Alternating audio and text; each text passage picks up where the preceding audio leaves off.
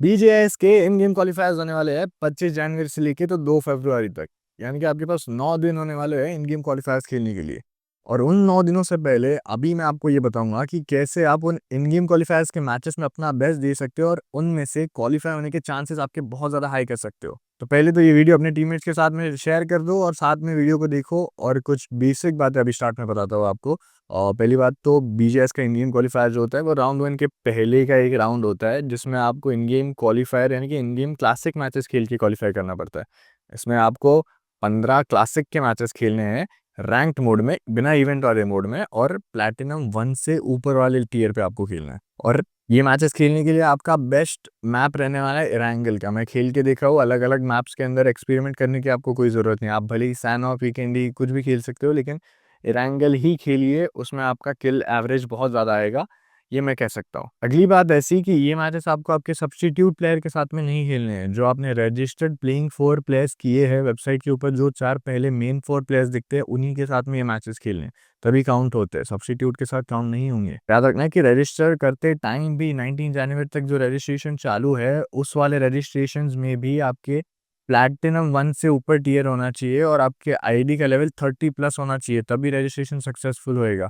Registration successful का आपको कोई मेल नहीं आएगा, सीधा आपको इन गेम क्वालिफायर्स खेलने पड़ेंगे। वीडियो है ना, आपको पूरा एंड तक देखना है, क्योंकि एंड में एक मेरे पर्सनल एक्सपीरियंस से एक टिप भी दूंगा। पिछले 2023 में भी बीजेएस हुआ था, 2024 में भी हुआ था, और मैंने दोनों में क्वालिफाई करके दोनों में क्वार्टर फाइनल्स तक हम लोग गए हैं। तो वो टिप आपके लिए बहुत हेल्पफुल रहेगी, तो वीडियो को एंड तक जरूर देखना। अब पहला पॉइंट रहेगा कि do not choose a hot timing. ऐसी टाइमिंग मत चूज करो जिसके अंदर बहुत सारी टीम्स खेलने वाले, बहुत सारे प्लेयर्स खेलने वाले, बीजेएस में कम्पीट करने वाले। क्योंकि जब ऐसा होता है कि आपके साथ में जब अच्छी टीम्स और अच्छे प्लेयर्स आ जाते हैं आपके अगेंस्ट में, तब लॉबी एक साइड से वो खाली करते हैं, लॉबी एक साइड से आप खाली करते हो। एंड में जाके आप दोनों में से किसी एक का फाइट हो जाएगा, कोई एक टीम सर्वाइव करेगी और उसको भी इतने किल्स नहीं मिलेंगे। 25 to 30 आप मैक्सिमम किल्स निकाल पाओगे।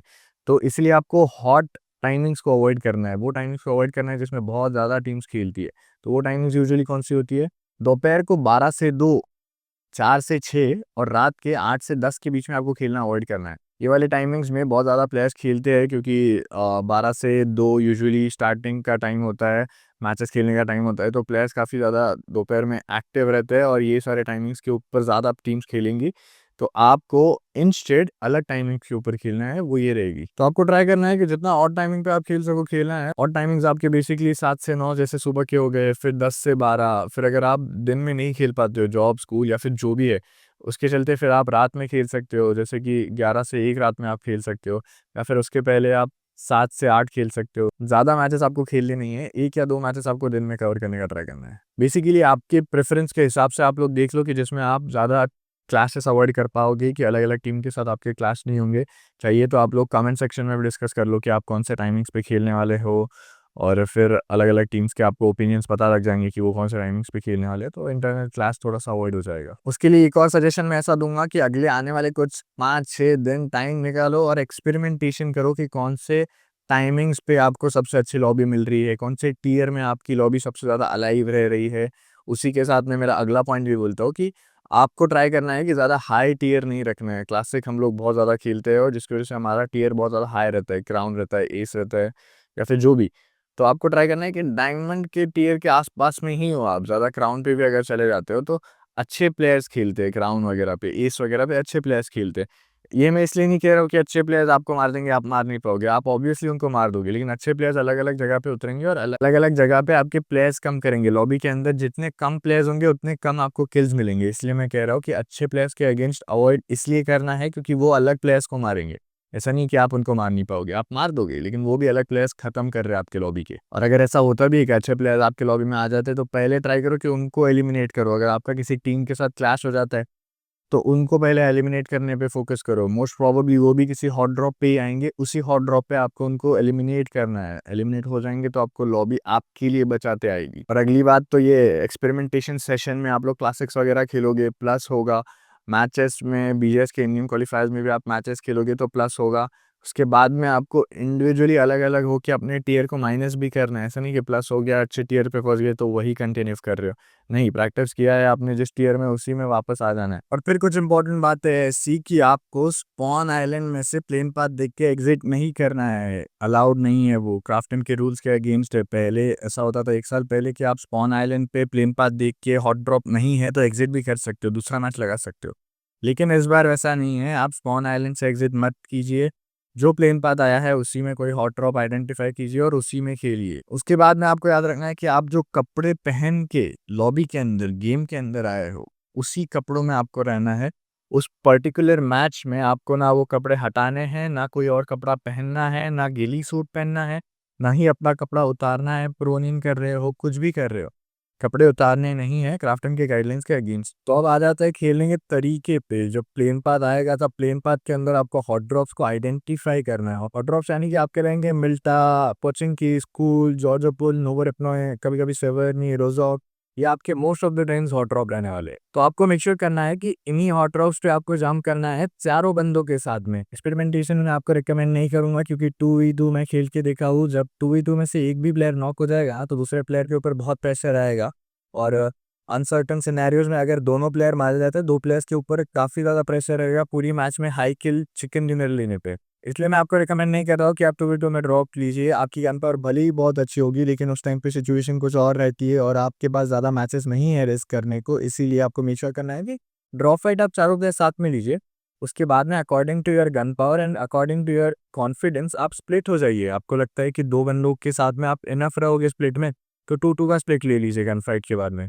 आपको लगता है कि आपका एक प्लेयर काफ़ी ज़्यादा भारी पड़ेगा पूरी लॉबी के ऊपर, तो आप 1-1 के स्प्लिट में प्लेयर्स ढूँढिए। बट मेरा ओनली रिकमेंडेशन ये रहेगा कि आप चारों प्लेयर्स के साथ में ड्रॉप क्लैश पहले क्लियर करना है, उसके बाद में आप कितने भी प्लेयर्स कहीं के भी स्प्लिट हो जाइए। और मीडियम टियर की लॉबी में रहोगे तो बॉट्स भी तुमको कहीं ज़्यादा मिलेंगे, तो बॉट्स ढूँढने के लिए तुम ट्राई करना है कि अलग-अलग कोनों में जाना है, एवरी एंगल में जाना है। तुमको मैप के हर कोने-कोने को चेक करना है, कोई बॉट है, कोई सोलो प्लेयर है, रैंक पुशर है, सब कुछ चेक करना है अलग-अलग कोने में अलग-अलग प्लेयर्स को जाके। अगला मेरा पॉइंट रहेगा कि तुमको बहुत ज़्यादा ओवर कमिट नहीं कर लेना है। अगर तुमको कोई सिनेरियो सस्पिशियस लग रहा है, तुमने कहीं से बॉट फायर सुन लिया या फिर कहीं से छोटा-सा फायर सुन लिया, तो ओवर कमिट करके अकेले नहीं जाना है अगर तुमको डर लग रहा है तो। क्योंकि अगर वो तुमको खा जाता है, अगर तुमको नॉक फिनिश कर देगा, तो फिर तुम्हारी टीम के ऊपर प्रेशर आएगा और ये तुम्हारे स्टैट्स में भी डिफरेंस लाएगा। स्टैट्स के बारे में मैं तुमको बाद में बताता हूँ, लेकिन अभी के लिए इतना समझ लो कि चिकन डिनर भी बहुत ज़्यादा इंपॉर्टेंट है फिनिशेस के साथ-साथ।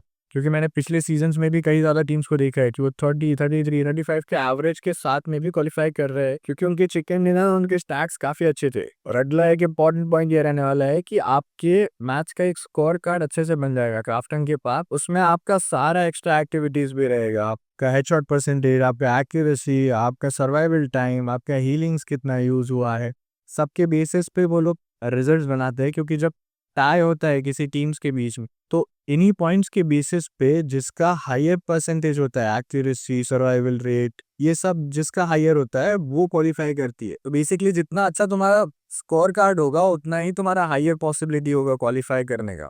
इसलिए एक और सजेशन मैं ऐसा देता हूँ कि कई बार हमको लास्ट का 1-2 प्लेयर्स जो बचा होता है लॉबी के अंदर, वो 5th 6th सर्कल में ही मिल जाते हैं और एंड सर्कल आने में 2-3 सर्कल बाकी रहते हैं। तो हमको उन प्लेयर्स को ज़िंदा रखने का ट्राई करना, उनको मारना नहीं है, उनको ज़िंदा रख के एंड सर्कल तक लेके जाओ, एंड सर्कल में जाके मार देना। लेकिन उसके पहले मार के आपका सर्वाइवल टाइम नहीं बढ़ेगा, इसका मतलब आपका स्कोर कार्ड में एक और पॉइंट ऐड नहीं होएगा। इसीलिए आपको ट्राई करना है कि सारे ऑड्स को अपने फेवर में ले लेना है। हीलिंग्स ज़ोन के बाद जाके डैमेज खाओ, फिर से आके हील करो। ट्राई करो कि एंड तक उस बंदे को बचा के रखो, फिर एंड में उसको किल लेने का ट्राई करो। बेसिकली हर वो चीज़ करना है जिससे तुम्हारा स्कोर कार्ड अच्छा होगा और तुम्हारे पॉइंट्स बढ़ेंगे। और अब अगली बात मेरी ऐसी कि ज़्यादा ओवर कॉन्फिडेंट नहीं होना है जिसके चक्कर में तुम ओवर ड्रेन ना हो जाओ। जैसे अगर तुम्हारे स्टार्टिंग के कुछ डेज में तुम मैचेस खेल रहे हो, डे 1 पे तुमने 3-4 मैचेस खेल लिए, तीनों अच्छे खासे चिकन डिनर के साथ में आ गए। उसमें आपको पूरा फ्लो के साथ में नहीं जाना है क्योंकि अगला मैच आप ड्रेन हो चुके हो, उतना एनर्जी एफर्ट्स नहीं डाल पाओगे। तो ट्राई करो कि ज़्यादा मैचेस सेम डे नहीं खेलना है, अपने मैचेस को 9 दिन के टाइम में अच्छे से एक्सटेंड कर सकते हो तो कर दो। और इसी के साथ में मैं सारे टिप्स ख़त्म कर चुका हूँ एक के अलावा। तो अगर तुम यहाँ तक देख रहे हो तो मेरी सबसे इम्पोर्टेंट टिप तुम्हारे लिए ये रहने वाली है कि ट्राई करो कि तुम तुम्हारे मैचेस एंड के 3-4 दिनों में खेल रहे हो। जैसे कि 25 जनवरी से तो 2 फरवरी तक इन न्यू क्वालीफायर्स चलने वाले हैं, तो तुम लास्ट में 30 जनवरी को खेलना स्टार्ट कर सकते हो। क्योंकि कई ज़्यादा टीम्स स्टार्टिंग के कुछ 2-3 दिनों में ही अपने मैचेस ख़त्म कर देंगे, आई एम वेरी श्योर, क्योंकि उत्साह ये उतना होता है कि हम लोग वेट नहीं करते। अगर आपको कहीं चॉकलेट खाने का बोला है कि आप 10 दिन में ये चॉकलेट ख़त्म कर दें और 5 ही चॉकलेट है, तो आप फटाफट पहले 2-3 दिन में ही खा जाओगे। उसी तरीके से सारे प्लेयर्स मोस्टली मैचेस जल्दी ख़त्म कर देते हैं। तो आपको याद रखना है कि अगर एंड के दिनों में आप मैचेस खेल पाओगे, तो आपके लिए बेस्ट चीज़ रहेगा, क्योंकि ओपोनेंट्स का क्लैश कम हो जाएगा। ऐसा नहीं बोल रहा हूँ एलिमिनेट हो जाएगा, लेकिन कम हो जाएगा। काफ़ी ज़्यादा स्मार्ट टीम्स भी रहती है जो कि एंड के कुछ दिनों में खेलते हैं। तो ट्राई करो कि एंड के तो 3-4 दिन है, उसमें आपके मैचेस इक्वली डिवाइड कर लो।